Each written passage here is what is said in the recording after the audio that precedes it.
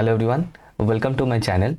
So here we are continuing linear transformation as you can see on the screen.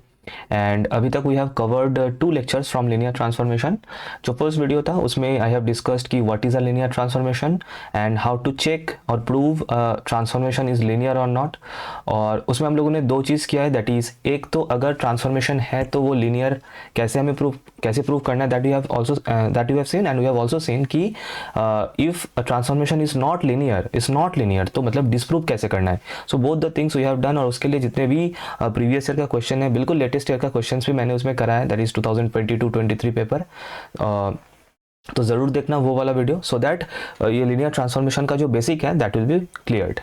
अच्छा, and उसमें एक और bonus question भी करा है बिल्कुल एंड में, तो वो भी ज़रूर देखना. उसमें मैंने क्या दिखाया था कि और वो जो क्या है ना वहाँ पे, वो हम इस क्वेश्चन में इस लेक्चर में भी एक और बार करने वाले हैं, right, that type of question.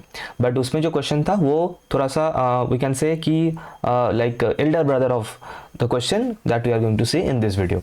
अच्छा, और जो नेक्स्ट मतलब सेकंड जो लेक्चर था फ्रॉम लिनियर ट्रांसफॉर्मेशन, सेकंड जो वीडियो था उसमें वी हैव सीन कि बहुत ही इंपॉर्टेंट था वो भी, that is kernel, image, nullity, rank, all this things कैसे इनको we calculate in a given question we have seen. And उनके साथ साथ we have seen the rank nullity theorem. We have solved several questions, जितने भी type का questions हो सकता है, and I have picked questions from previous year question paper as well. तो and we have also seen कि एक transformation को 1-1 मैपिंग मतलब 1-1 and onto, when we can say that mapping is 1-1 और onto, that we have also seen in the last video. तो ज़रूर देखना, मैं बार बार ये बोल रहा हूँ कि ये देखना बहुत ज़रूरी है, एंड इसी ऑर्डर में देखना जिस तरीके से I am uploading the lectures. तो एंड इन दिस वीडियो, और मैंने ये भी बताया था कि लीनियर ट्रांसफॉर्मेशन से total 4 lectures will be there. Already 2 lectures are already uploaded and this is the third one, और इसके बाद एक और करेंगे. In this lecture we are going to cover की matrix representation of linear transformation, बहुत important topic है. एंड इसका जो नेक्स्ट वाला लेक्चर होने वाला है, in that we are going to see inverse linear transformation, जैसे कि और इनवर्स लीनियर मैपिंग, जैसे कि मैपिंग या फंक्शन का इनवर्स करते थे इन क्लास 11-12 इनवर्स मैपिंग, वैसे ही इनवर्स लीनियर मैपिंग और inverse linear transformation same thing. And उसके साथ साथ कंपोजिशन ऑफ मैपिंग हम लोग पहले भी करते थे in school. Here also we have composition of linear transformation. So this 2 things we are going to cover in the next video. So the entire linear transformation part will be done and dusted. तो जल्दी से इसको start करते हैं. तो in this lecture we are going to see 2 things, 2 चीज करेंगे. एक करेंगे from matrix to from transformation to matrix, मतलब क्वेश्चन में, वाह बहुत बढ़िया,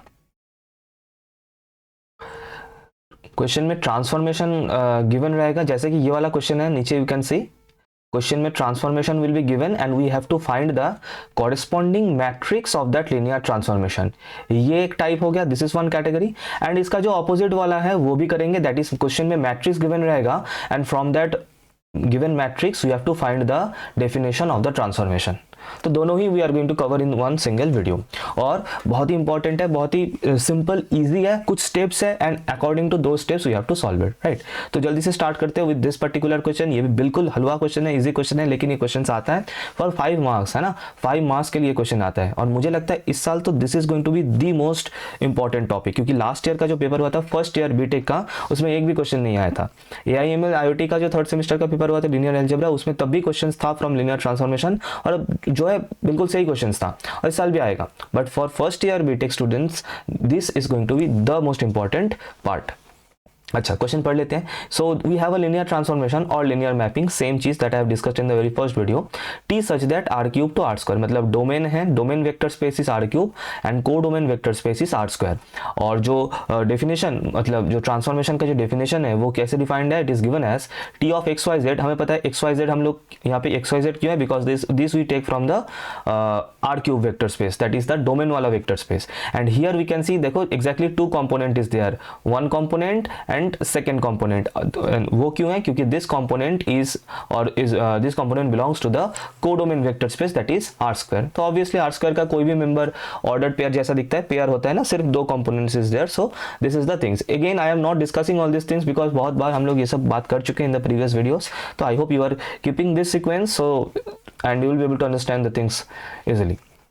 अच्छा, so this is how it is defined. तो हमें क्या करना है, we have to find the matrix representation of this T, of this linear transformation T. मैं थोड़ा सा क्लीन कर देता हूँ इसको. Okay, so let us start the solution. क्या करना है देखो, बिल्कुल मेथोडिकल हम लोग बोल सकते हैं, इजी है, कुछ नहीं है। क्या करना है देखो, एक चीज मैं पहले क्लियर कर दूं, अगर क्वेश्चन में कोई बेसिस मेंशन नहीं है, this is the very most important thing, just सुन लो अच्छे से, that is if no basis is mentioned in the question. जैसे कि इस क्वेश्चन में कोई बेसिस मेंशन नहीं है, लेकिन हम लोग आगे क्वेश्चंस देखने वाले हैं जिनमें the basis will be mentioned in the question. So if no basis is mentioned in the question just like this one, तो we are going to consider the standard basis for both the vector spaces, that is for both domain and codomain. Domain and codomain का जो standard basis हम लोग जानते हैं, already we have seen what is standard basis. अगर नहीं देखा है तो मेरा बेसिस डायमेंशन वाला वीडियो है, उसमें जरूर देख लेना। तो if no basis is mentioned in the question, we are by default we are going to take the standard basis for both the domain, that is r cube, and for the codomain r square in this question. हम लोग आगे question करेंगे जिसमें basis will be mentioned in the question, तो उसको accordingly treat करेंगे, right? Okay, so let us see this one. तो क्योंकि इसमें बेसिस मेंशन नहीं है, so we are going to consider the standard basis for both domain and codomain. So we'll start the solution like this कि let 1 0 0 comma 0 1 0 comma 0 0 1, यही तो होता है standard basis of R cube of the domain set, domain vector space R cube is, अच्छा एक बार ही में लिख लेते हैं, एंड आर स्क्वायर का लिखेंगे, आर स्क्वायर का स्टैंडर्ड बेसिस क्या होता है 1 0 0 1, बस are the standard basis, standard basis का फुल फॉर्म बेसिस, ठीक है, of R cube and R square respectively.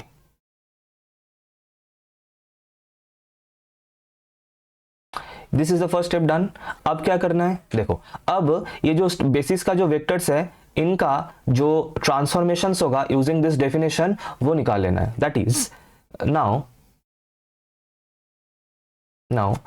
T of 1 0 0, T of 1 0 0 क्या होगा फ्रॉम दिस डेफिनेशन, डेफिनेशन तो गिवन है, यहाँ पे क्या करना है सर, x के जगह पे 1, y के जगह पे 0, z के जगह पे 0 वी हैव टू पुट।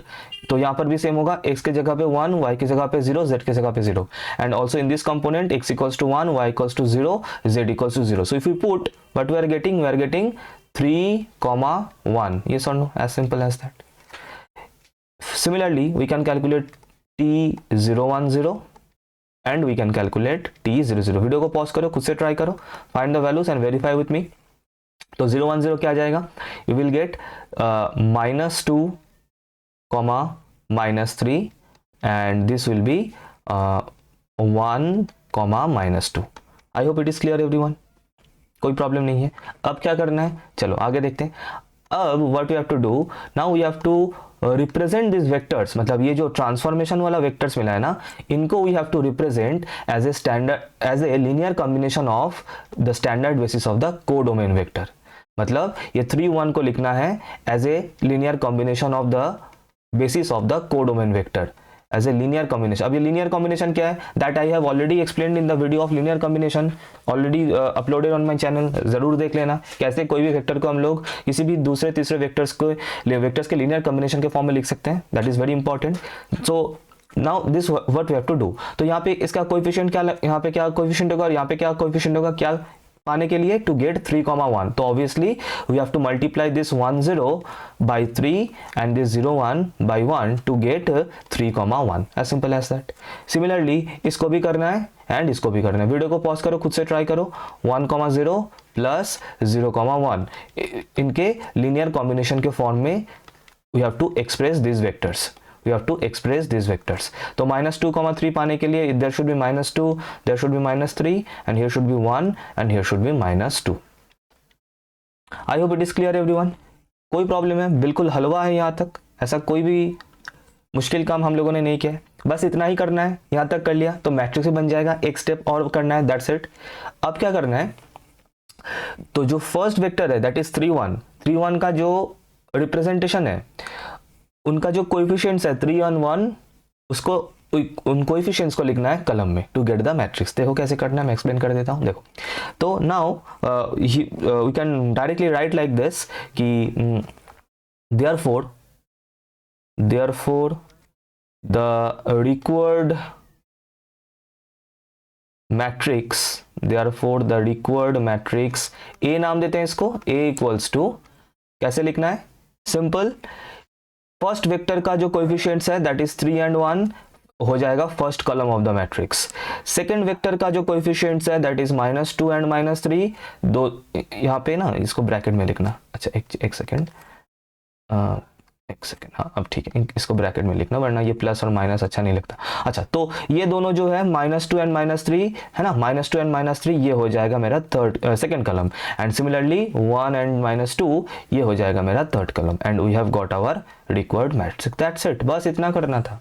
बोलो क्या है इसमें, 5 मार्क्स मिल गया, 5 मार्क्स, बस इतना करना है, एज सिंपल एज दैट। तो जो कोएफिशिएंट्स है, कोएफिशिएंट्स को कॉलम में लिखना है, फर्स्ट वेक्टर का coefficient 3 and 1 first column, second vector का coefficient -2 and -3 second column, third vector का 1 and -2 third column, matrix is ready, that's it, बस यही काम करना है। So let us move to the next. अच्छा एक नीचे एक रिजल्ट, एक थ्योरम लिखा है, दैट इज देखो दो चीज में ना कंफ्यूज नहीं होना है, दैट इज एक है मतलब 2 types of rank can be there, one rank of the linear transformation, and वो क्या है that we have already discussed in the last video, kernel rank वाला जो वीडियो है, कैसे we can find the rank of any linear transformation, different types of questions मैंने कराया है उसमें, so that you can solve any type of questions that you are getting in the question paper.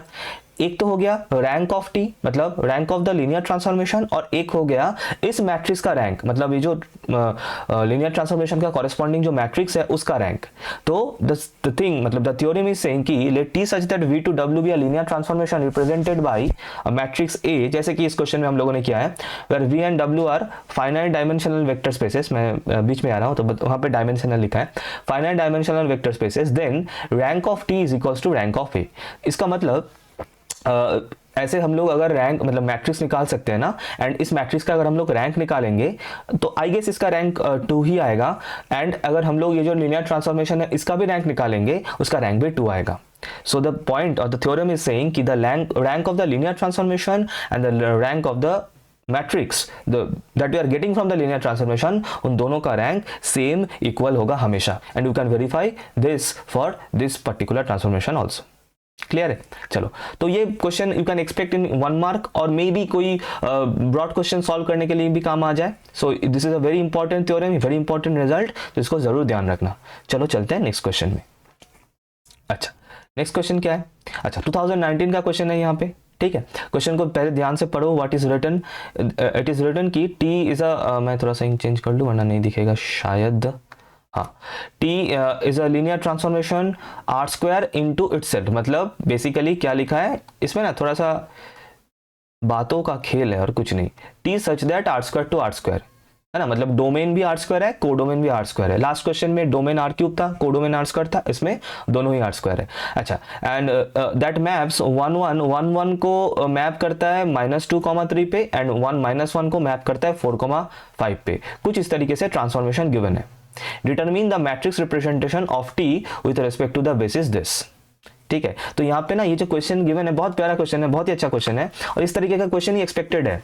तो इसमें क्या, इसमें थोड़ा सा एक्स्ट्रा काम करना है हमें, दैट इज इसमें पहले टी का जो टी जो लीनियर ट्रांसफॉर्मेशन है उसका जो डेफिनेशन है पहले वो हमें फाइंड करना है, जो कि लास्ट क्वेश्चन में दिया हुआ था, वही जो था ना 3xy etcetera 3x minus whatever, जो वो डेफिनेशन दिया था। अब इस क्वेश्चन में डेफिनेशन इज नॉट गिवन, तो पहले तो हमें ये जो फर्स्ट पार्ट है उसमें से we have to first find the definition of T, and then we have to find the matrix representation of T.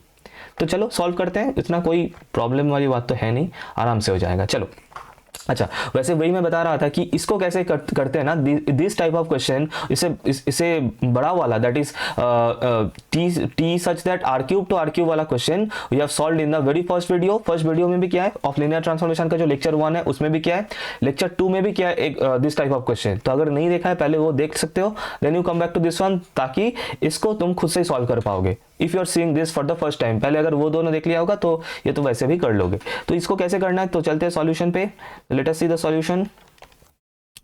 Okay, तो क्या लिखा है यहाँ पे, पहले इस जगह को थोड़ा सा क्लीन कर दूं,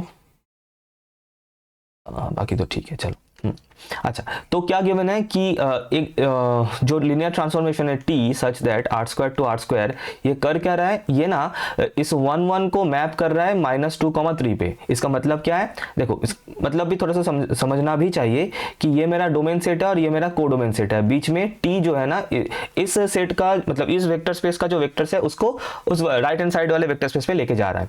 तो जैसे कि यहाँ पे एक वेक्टर है 1,1, ये 1,1 को कहाँ पे लेके जा रहा है, ये 1,1 को लेके जा रहा है -2,3 पे of this codomain vector space. And एक और वेक्टर है 1,-1 इसके अंदर है, मैं थोड़ा सा छोटा बना दिया, इसको कहाँ पे लेके जाएगा, इसको लेके जाएगा 4,5 वेक्टर पे। तो इस तरीके से ये जो मैपिंग है वो काम कर रहा है। अच्छा, तो इसका मतलब क्या हुआ, इसका मतलब यही हुआ कि अगर मैं 1,1 ये जो वेक्टर है जो कि डोमेन सेट में बैठा हुआ है, डोमेन मतलब ये है डोमेन और ये है कोडोमेन, मतलब दिस इज डोमेन वाला R square and this is codomain वाला आर स्क्वायर, क्योंकि इसमें दोनों डोमेन एंड कोडोमेन दोनों ही आर स्क्वायर है, तो कंफ्यूज मत होना। जस्ट ध्यान रखना कि एक है डोमेन वाला और एक कोडोमेन वाला, कोई दिक्कत नहीं। अच्छा, तो इसका मतलब ये जो 1,1 था ये कहाँ पे जा रहा था, ये जा रहा था -2,3 पे। दैट इज इस 1,1 के ऊपर अगर मैं टी अप्लाई करूँ तो मुझे मिलेगा -2,3। तो this is how the transformation is acting. And ये जो 1,-1 वेक्टर है इसके ऊपर अगर मैं टी अप्लाई करूं तो मुझे मिलेगा 4,5 वाला वेक्टर। तो this is how this transformation T is defined. ठीक है। अच्छा, तो इस इंफॉर्मेशन से हमें क्या डिसाइड करना है, हमें पहले तो फाइंड करना है इस टी का जो डेफिनेशन, मतलब T of x y equals to क्या मिल रहा है, something comma something in terms of x and y, वो हमें पहले फाइंड करना है। कैसे करें, चलो एक एक करके देखते हैं। तो this is given in the question, है ना, यहाँ पे गिवन ऐसे गिवन लिख के भी ये लिख सकते हो।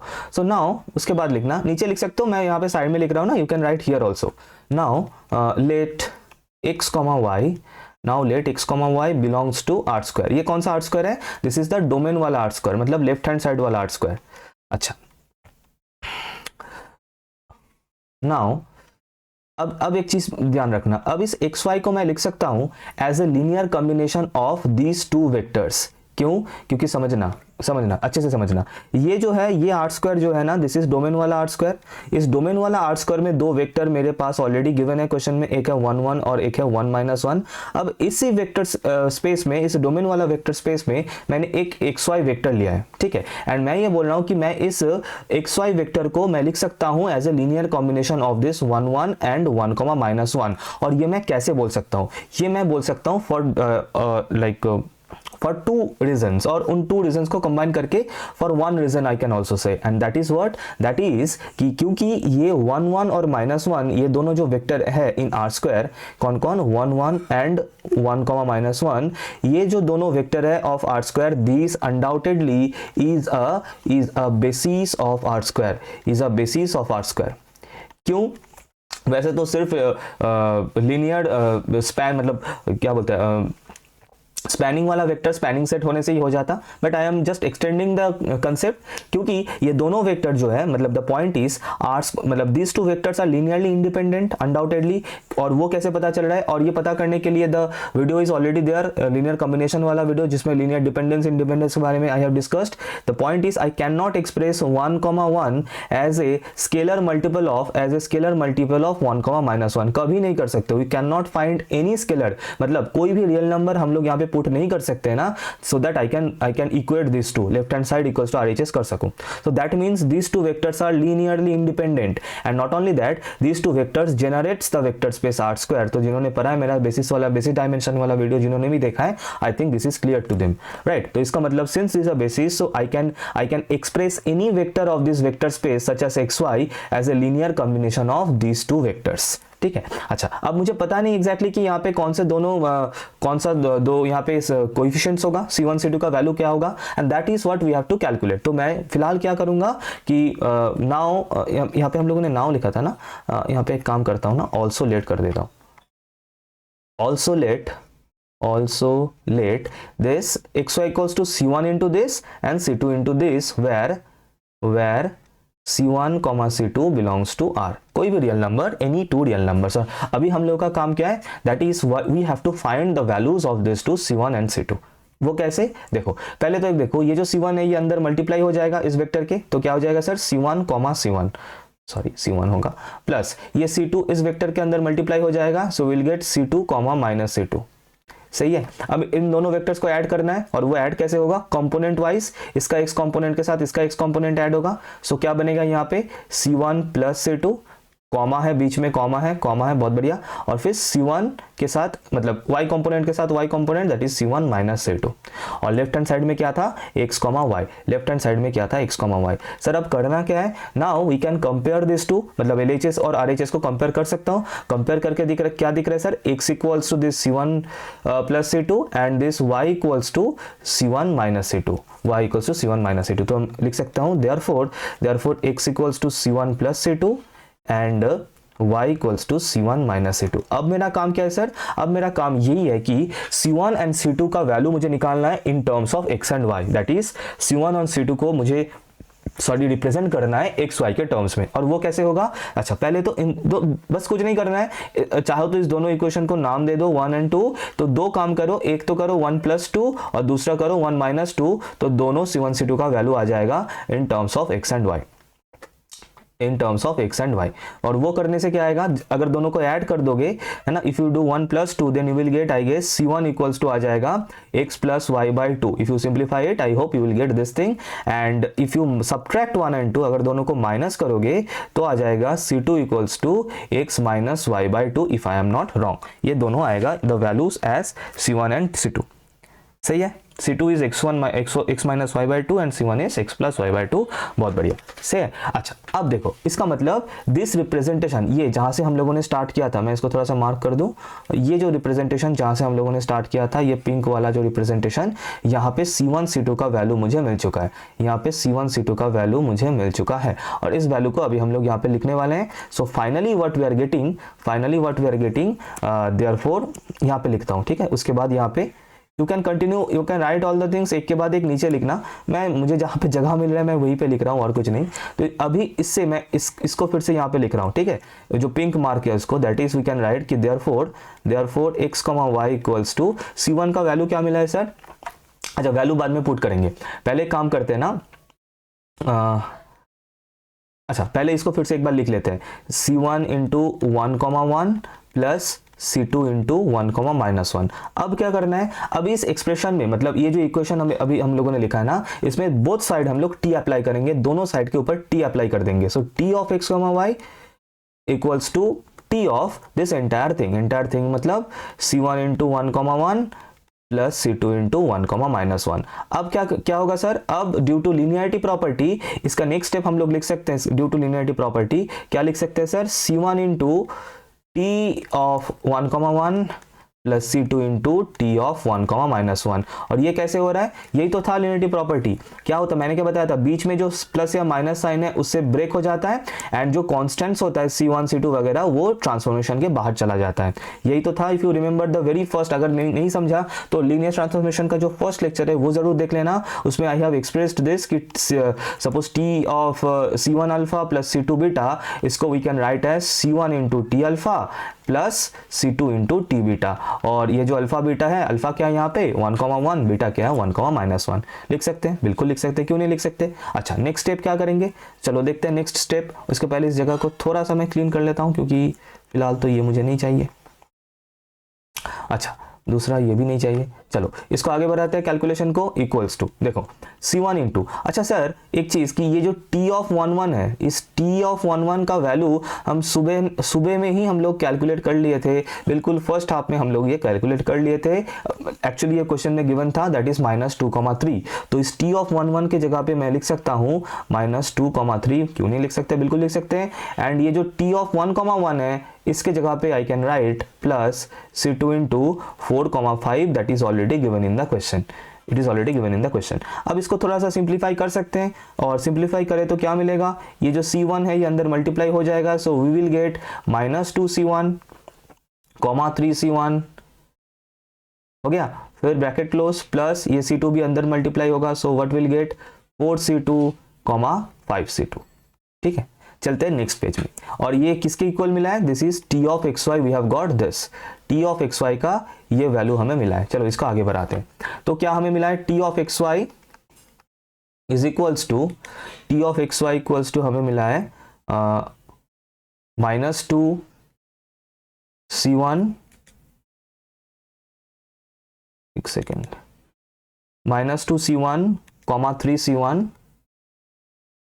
Plus 4c2, 5c2।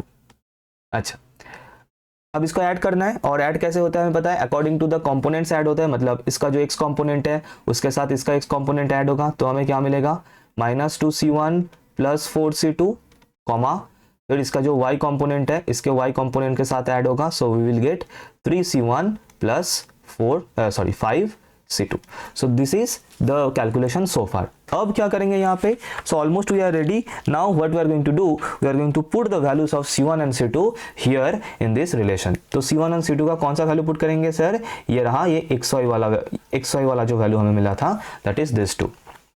c1 का वैल्यू क्या मिला था सर, c1 का वैल्यू हमें मिला था x plus y by two, and c2 का वैल्यू हमें मिला था x minus y by two. Simply ये दोनों वैल्यूज को अभी हम यहाँ पे पुट कर देंगे। So what will get, we will get, तो अगर पुट करें तो पहले तो दिख रहा है यहाँ पे -2 into x plus y by two. मैं बिल्कुल डिटेल में सॉल्व कर रहा हूँ, मुझे पता है इतना डिटेल में करने का ज़रूरत है नहीं, you can easily do this, इतना भी मुश्किल कैलकुलेशन नहीं है बिल्कुल ही। एंड वीडियो को पॉज करके खुद से सॉल्व किया करो, so that you will be able to understand things easily.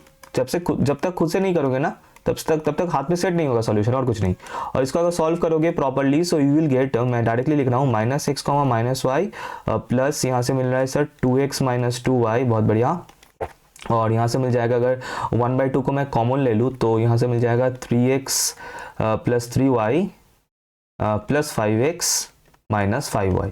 और अब सब अगर सिंप्लीफाई करोगे तो फाइनली जो रिजल्ट निकल के आएगा, you will get something like this, you will get something like this, that is x minus 3y, 4x minus y, 4x minus y। तो जो ये जो क्वेश्चन था, इसका जो मेन तामझाम था, मेन जो चीज़ था, मेन जो कैलकुलेशन था, वो तो यही था। बाकी का काम तो हलवा है, बाकी का काम तो एक चुटकी में हो जाएगा। तो मेन जो था दैट इज ये ट्रांसफॉर्मेशन का डेफिनेशन फाइंड करना ही था। आई होप इट इज क्लियर। अब इसके बाद क्या करना है, तो अब बोला यहाँ पे find the matrix representation of T with respect to the basis this 1 0 and 0 1। 1 0 and 0 1 के रिस्पेक्ट में मैट्रिक्स का रिप्रेजेंटेशन निकालना है, 1 0 0 1 के रिस्पेक्ट में। और मैंने क्या बोला था, मैंने यही बोला था कि क्वेश्चन में अगर बेसिस मेंशन नहीं है, then we have to do it in the general way, मतलब by taking the standard basis by default.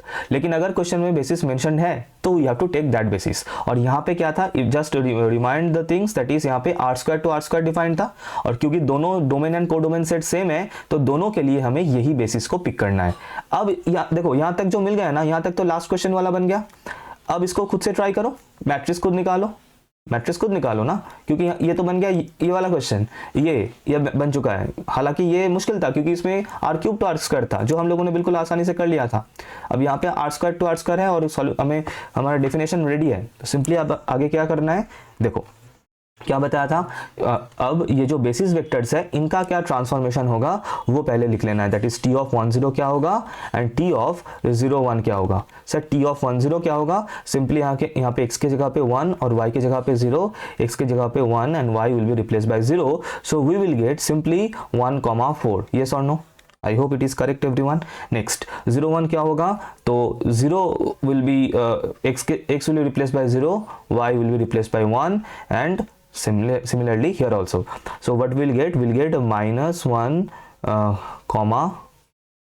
-3 -1, right. अच्छा, अब क्या करना था, हम लोगों ने क्या किया था, अब इस 1 4 को you have to represent as a linear combination of the basis of the codomain set. अब कोडोमेन सेट का भी बेसिस वही सेम है 1 0 0 1, तो इसका मतलब मुझे इस 1 4 को लिखना है as a linear combination of 1 0 and 0 1। तो बताओ कि कोएफिशिएंट क्या होगा सर 1 4 पाने के लिए, तो यहाँ पे 1 होगा और यहाँ पे 4 होगा। देखो मल्टीप्लाई करके देन उसके बाद ऐड करके देखो, तुम लोगों को 1 4 ही मिलेगा। क्लियर है। अच्छा, सिमिलरली इसको भी रिप्रेजेंट करना है 1 0 और 0 1 के रिस्पेक्ट में, तो यहाँ पे क्या होगा सर -3 और यहाँ पे होगा सर -1। सिंपल। अब उसके बाद therefore the required matrix or therefore the required matrix representation of this transformation t is given by, क्या बताया था, ये जो कोएफिशिएंट्स है मतलब फर्स्ट वेक्टर का जो कोएफिशिएंट्स है 1 एंड 4 ये आ जाएगा फर्स्ट कॉलम में, और जो सेकेंड वेक्टर का जो कोएफिशिएंट्स है दैट इज -3 एंड -1, -3 एंड -1 आ जाएगा सेकेंड कॉलम में। फर्स्ट वेक्टर का फर्स्ट कॉलम, सेकेंड वेक्टर का सेकेंड कॉलम, ये बन चुका है हम लोग का अपना मैट्रिक्स जो हमें निकालना था 1 4 -1 -3 -1, दैट्स इट। हम लोग यहाँ पे साइन कर देते जब हम लोग सॉल्व करते थे, प्रूव्ड नहीं, आंसर नहीं, कुछ नहीं, सिग्नेचर। तो आई होप यहाँ तक बिल्कुल चीजें क्लियर है ना। So now after this we have this question. अभी तक हम लोगों ने जो क्वेश्चन सॉल्व किया उसमें we have done from transformation to matrix, right. अब इसमें क्या करना है, from matrix to transformation, matrix to transformation, ठीक है। तो बिल्कुल प्यार से करेंगे, ध्यान से करेंगे, कंफ्यूज नहीं होना है, ठीक है। चलो, तो अभी तक हम लोगों ने जितना भी क्वेश्चंस किया था उसमें we are doing the opposite thing.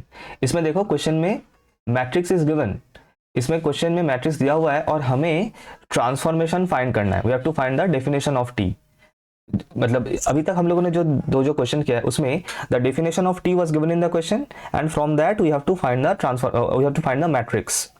और इसमें बिल्कुल ऑपोजिट, देखो matrix is given and we have to find the definition of T, मतलब T of x Y Z क्या आएगा, 3x + 4y और वट एवर जो भी आएगा that we have to find.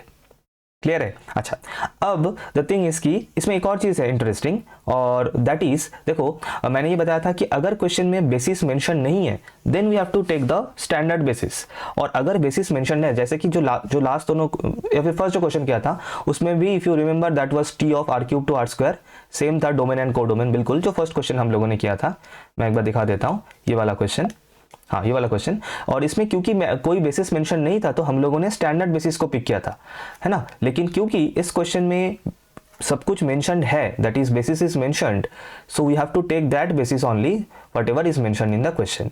तो इस पे देखो यहाँ पे हम लोगों ने 100 लिया था एज द स्टैंडर्ड बेसिस, क्योंकि कोई बेसिस मेंशन नहीं था क्वेश्चन में, एंड इसको लिया था 010 और इसको लिया था 001, रिमेंबर।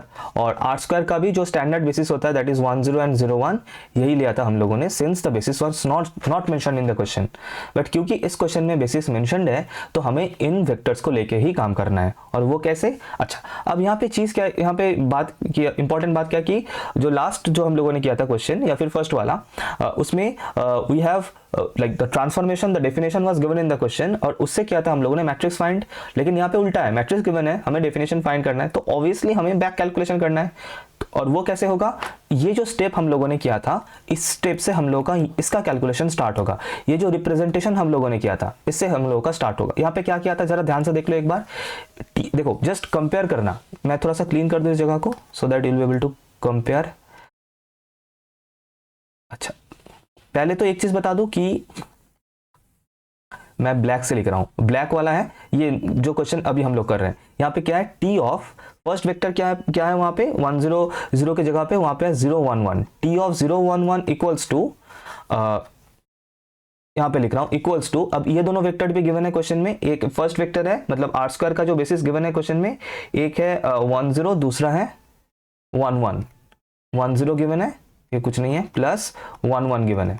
अब द पॉइंट इज कि ये वेक्टर ये हमें पता नहीं है, लेकिन हम इसको निकालेंगे। वो कैसे, क्योंकि अब थोड़ा सा उल्टा सोचना कि इससे 3 और 1 क्योंकि हमारे पास ये वेक्टर गिवन था and that is why we can write 3 and 1, और ये जो 3 एंड 1 था यही था मेरा जो मैट्रिक्स है इसका फर्स्ट कॉलम का एलिमेंट्स। अब इसमें क्या है, इस क्वेश्चन में क्या है, इस क्वेश्चन में ये मैट्रिक्स मेरे पास अवेलेबल है, आई नो दिस मैट्रिक्स, और क्योंकि ये मैट्रिक्स मेरे पास अवेलेबल है तो ये जो फर्स्ट कॉलम है ये भी मेरे पास अवेलेबल है, तो इसका मतलब ये फर्स्ट कॉलम का जो एलिमेंट्स है वो मैं यहाँ पे पुट कर सकता हूँ 10 के सामने एंड 11 के सामने, so that I will be able to get this vector by doing the calculation. फिर से बता रहा हूं क्योंकि इसमें मेरे पास मैट्रिक्स अवेलेबल है, ये मैट्रिक्स मेरे पास क्वेश्चन में गिवन है 1 2 2 1 4 0, क्योंकि ये मैट्रिक्स क्वेश्चन में गिवन है तो ये मुझे पता है कि ये 1 क्या है, ये 1 है इस 10 का कोएफिशिएंट, इस 10 का कोएफिशिएंट, और ये 2 क्या है सर, ये 2 है इस 11 का कोएफिशिएंट। यहाँ पे पुट करके मैं ये T011 का जो ट्रांसफॉर्मेशन है दैट आई कैन कैलकुलेट। सो बस इतना ही करना है और कुछ नहीं, that is I am doing the back calculation. यहाँ से हम लोगों ने यहाँ पे क्या किया था, ये जो रिप्रेजेंटेशन है, इस रिप्रेजेंटेशन में हम लोगों ने मैट्रिक्स बनाया था, और इस क्वेश्चन में हमारे पास मैट्रिक्स अवेलेबल है, और इस मैट्रिक्स का जो कोएफिशिएंट्स है उससे हमें ट्रांसफॉर्मेशन बनाना है, as simple as that. So let us move to the solution. Okay, so let us start the solution. तो हमें क्या करना है, वही सेम जो ट्रांसफॉर्मेशन होगा वो लिखना है। That is will start with this one, T of this, that is T of 0 1 1 equals to T of, फिर उसके बाद 1 0 1 1 0 1, क्योंकि देखो टारगेट क्या है, टारगेट ये है हमें T of x Y Z निकालना है ना, ये फाइंड टी मतलब T of x Y Z निकालना है, मतलब इसका डेफिनेशन निकालना है। तो sorry, until and unless we are finding these values, है ना, the procedure will not be completed or even not it will not be started।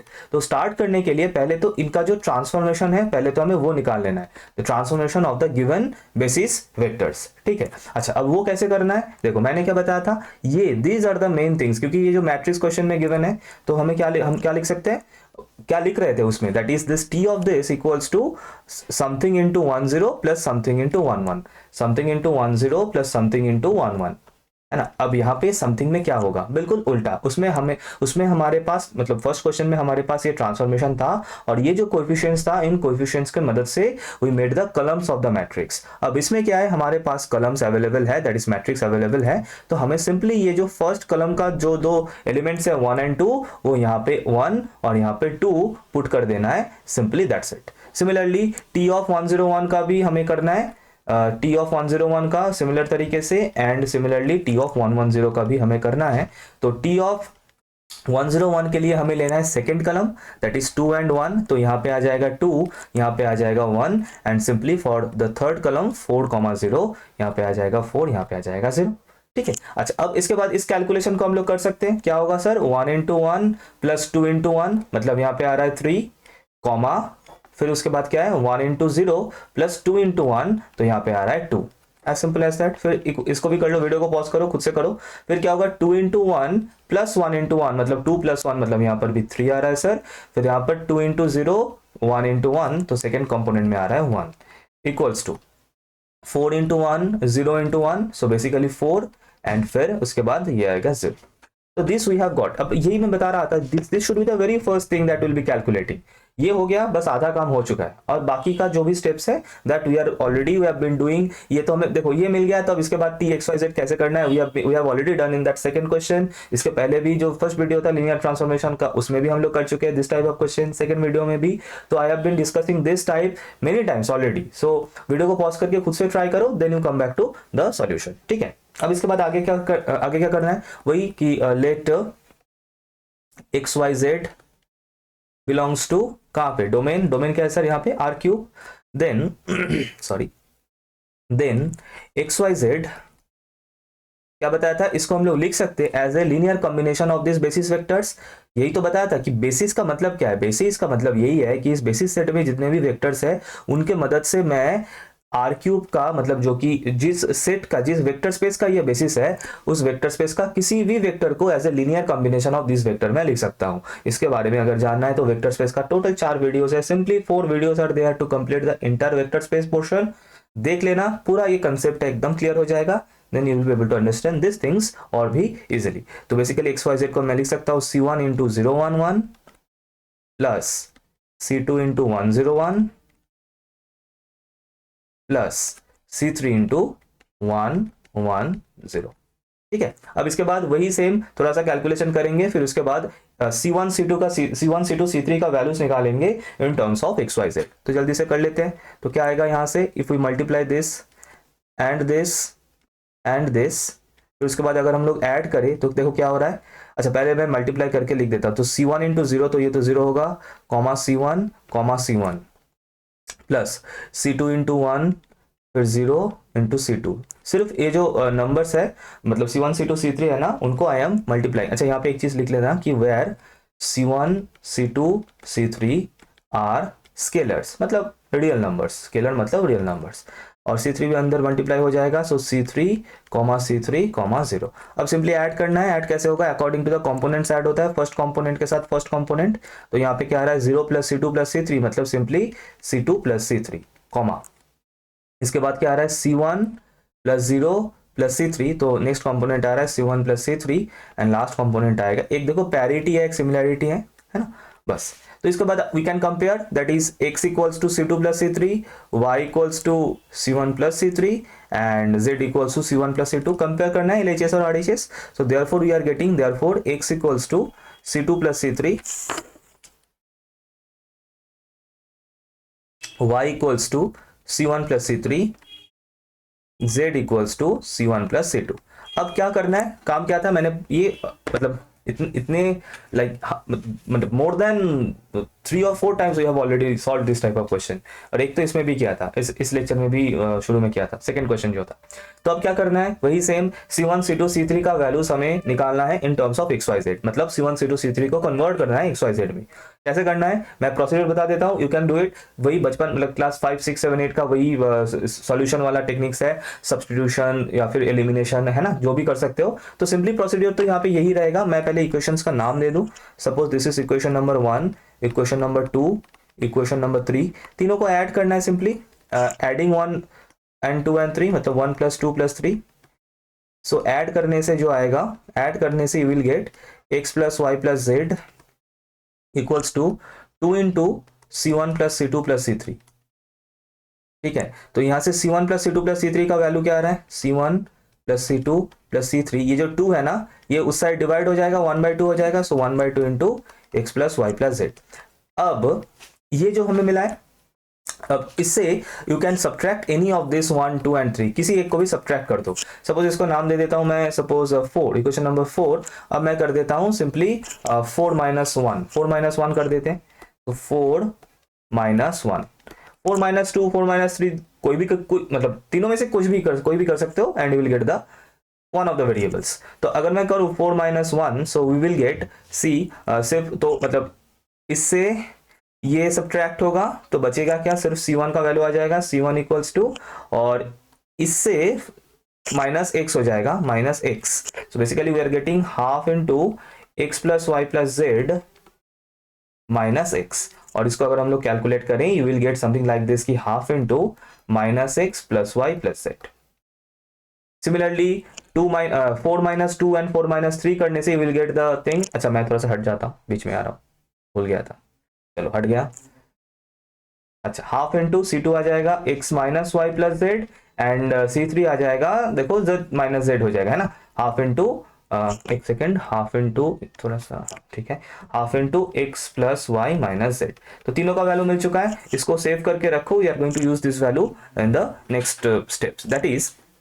अब मैं फिर से आ जाता हूं ना किसके ऊपर, ऑन दिस रिलेशन, इसको फिर से लिखते हैं दोबारा, इसको इस रिलेशन को फिर से दोबारा लिखते हैं इन द नेक्स्ट पेज।